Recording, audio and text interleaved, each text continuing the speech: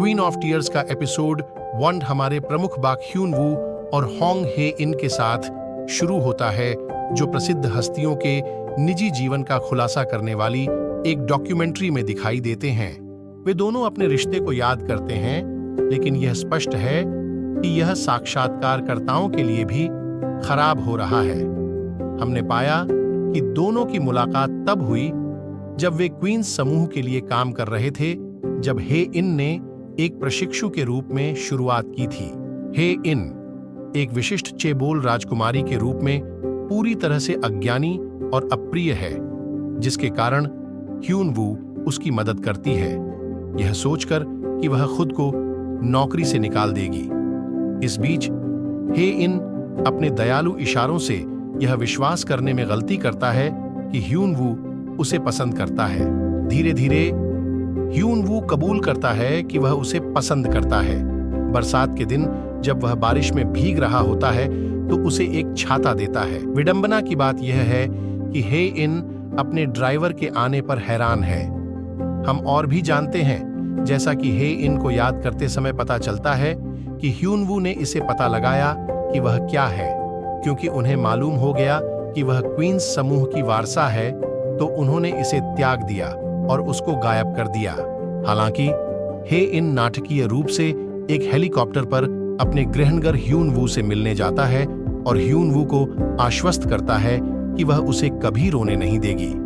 हास्यास्पद और विडंबना यह है कि अधिकांश एपिसोड में हम ह्यून वू को अपनी पत्नी और अपने ससुराल वालों के कारण रोते हुए पाते हैं। इस समय साक्षात्कार समाप्त होता है और ह्यून वू के अनिश्चित आश्वासन के पीछे कि वह अभी भी हांग हे इन से प्यार करता है, हम पाते हैं कि वह तलाक चाहता है। हम शादी के 3 साल बाद नए सिरे से हे इन और ह्यून वू से मिलते हैं।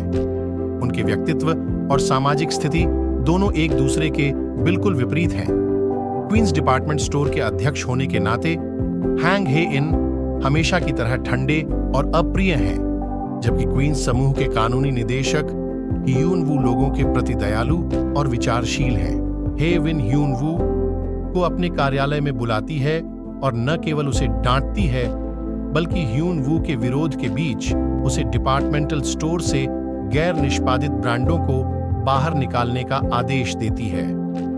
हम एक दूसरे के प्रति उनके आदान प्रदान में बहुत अधिक तनाव और नाराजगी महसूस कर सकते हैं। हांग निवास पर वापस आकर हमने पाया कि अधिकांश निर्णय हे इनके माता पिता द्वारा लिए जाते हैं और ह्यून वू के पास किसी भी चीज पर कोई शक्ति या कहने की शक्ति नहीं है।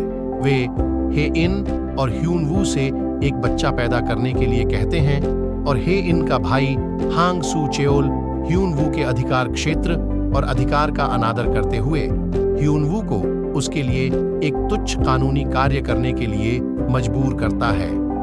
पूरा हांग परिवार उसके साथ लगभग इसी तरह का व्यवहार करता है। परिवार की बैठक के बाद ह्यून वू ने हे इन से बच्चे के बारे में बात की, जो हमेशा की तरह लापरवाह है। ह्यून वू हांग निवास छोड़ देता है और अपने दोस्त किम यांग की एक वकील से मिलता है। वह नशे में धुत होकर हांग परिवार के सदस्य के रूप में अपने जीवन के बारे में शिकायत करता है और रोता है और हंसी मजाक में अपनी शराबी क्यूटनेस को दोषी ठहराता है, जिसने हे इन को आकर्षित किया। हमें 2 आदमी भी मिलते हैं जो हर समय उसका पीछा करते हैं, यह सुनिश्चित करते हुए कि वह ऐसा कुछ भी न करे जिससे कंपनी को नुकसान हो। अन्यत्र हे इन उसके भाई की पिटाई करती है और उसे धमकी देती है कि अगर उसने फिर कभी ह्यून वू का अनादर किया तो वह उसे मार डालेगा। अगले दिन ह्यून वू अपनी मौसी हांग बियोम-जा को डेंटल फ्लॉस देता है, जो अपने पिता की प्रेमिका को शारीरिक रूप से नुकसान पहुंचाने के आरोप में जेल में है।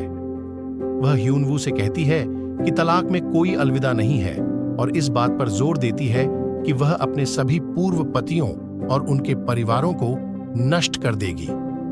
ह्यून वू स्पष्ट रूप से डरा हुआ है, क्योंकि वह खुद तलाक के बारे में सोच रहा है। बाद में यह चेयरमैन की दिवंगत पत्नी और हे इन की दादी का स्मृति दिवस है। हमने पाया कि चेयरमैन होंग मैंडे की मो सेओल ही नाम की एक युवा प्रेमिका है।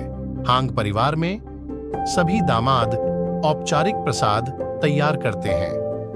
हम ह्यून वू को हांग परिवार के अन्य दामादों के साथ घर की रसोई में विभिन्न प्रकार के भोजन तैयार करते हुए पाते हैं, जबकि हांग घर के बेटे वास्तव में कभी मदद नहीं करते हैं। इस समय जब सू चेओल अपनी दादी को सोजू पेश कर रहा होता है, तो बियोमजा तेंदुए के प्रिंट वाली पोशाक पहनकर समारोह में प्रवेश करता है और एक दृश्य बनाता है जिसमें दावा किया जाता है कि मो सियोल ही उसकी मां की मृत्यु के पीछे का कारण था। स्मारक समारोह के दौरान केवल ह्यून वू रानी के परिवार के सीधे रिश्तेदार के रूप में भाग लेते हैं, जबकि अन्य दामाद जो मुख्य परिवार के चचेरे भाइयों के पति हैं, रसोई में रहते हैं, उन्हें समारोह में भाग लेने की अनुमति नहीं है।